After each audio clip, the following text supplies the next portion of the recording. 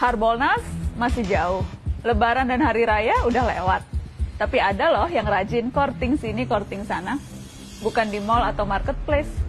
Obral courting ini sedang terjadi di pengadilan kita. Sekali lagi, pesta courting terjadi di Pengadilan Tinggi Jakarta. Masih ingat kan mereka memotong hukuman untuk Jaksa Pinangki Sirna Malasari? Sekarang mereka mengurangi hukuman untuk Joko Chandra. Terdakwa kasus penyuapan sederet pejabat di Kejaksaan Agung dan Kepolisian ini dapat potongan hukuman sebanyak 1 tahun penjara. Awalnya dihukum 4 tahun 6 bulan, sekarang jadi 3 tahun 6 bulan. Ya lumayan lah, 30% lebih diskonnya. Kalau kita lagi belanja, diskon 30% itu kan lumayan bisa bikin hilaf kan? Courtingan hukuman untuk Joko Chandra kali ini dengan alasan karena Joko sudah menjalani pidana penjara terkait kasus sebelumnya, pengalihan utang atau sesi Bank Bali di tahun 2009. Alasan lain, Joko juga sudah menyerahkan dana yang ada dalam escrow account Bank Bali sebesar 546 miliar rupiah. Duh, gimana sih? Fakta bahwa yang bersangkutan pernah terbukti bersalah melanggar hukum, kok jadi alasan hukuman berikutnya jadi lebih ringan? Orang yang pernah melanggar hukum ketika mengulangi lagi perbuatannya, mestinya dihukum lebih keras lagi dong. Apalagi kejahatan yang kedua ini untuk kabur dari hukuman kejahatan pertama. Jelas-jelas kejahatan kedua dilakukan untuk melecehkan hukum dan pengadilan. Kok malah jadi alasan untuk diberi keringanan?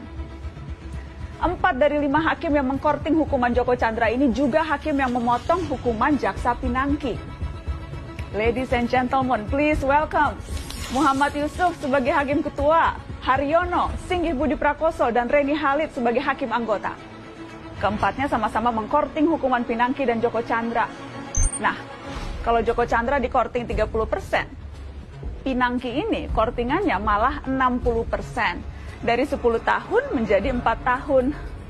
60% dong.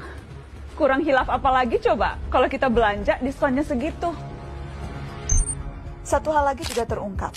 Pinangki hingga akhir Juli ternyata belum juga dipindah ke lapas, tapi masih ditahan di rutan Kejaksaan Agung. Alasannya, hanya soal administrasi dan kejaksaan sedang banyak pekerjaan. Tenaga harus dijaga karena masih pandemi. Jangan lupa, ada lagi yang barusan terima kemurahan hati juga. Juliari Batubara, mantan Menteri Sosial yang tersangkut kasus tilap menilap dana bansos. Ia dituntut 11 tahun penjara oleh jaksa dari KPK.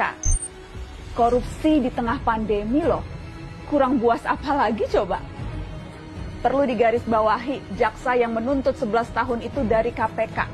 Iya, KPK anak buahnya Pak Firly Bahuri. KPK yang sekarang itu, yang beberapa bulan lalu berani koar-koar soal hukuman mati mereka yang menilap uang rakyat di masa pandemi.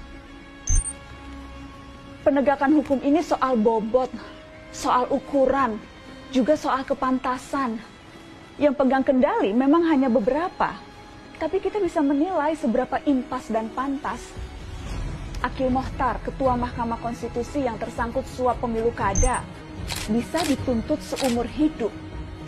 Kenapa yang mencatut uang makannya rakyat miskin yang sedang terjepit karena pandemi, kok hanya 11 tahun?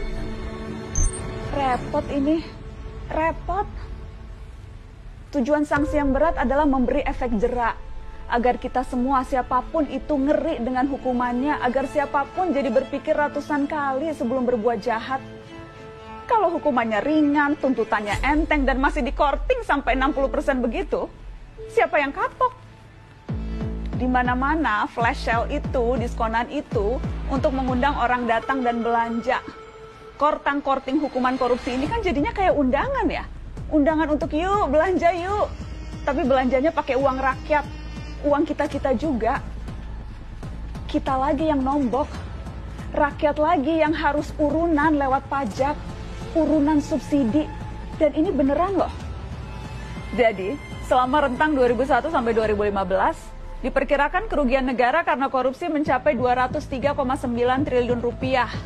Namun total hukuman finansial yang diberikan kepada koruptor hanya 10,42% saja atau hanya 21,26 triliun rupiah. Ini belum ngitung biaya sosial dari praktek korupsi. Kalau pakai hitungan ICW itu, 203,9 triliun dikurangi 21,26 triliun, negara masih nombok sekitar 182 triliun lebih. Siapa yang nombokin selisihnya? Ya siapa lagi selain kamu, saya, kita semua para pembayar pajak. Yang harus kapok kan para koruptor ya. Kok malah lama-lama kayak kita yang kapok ya?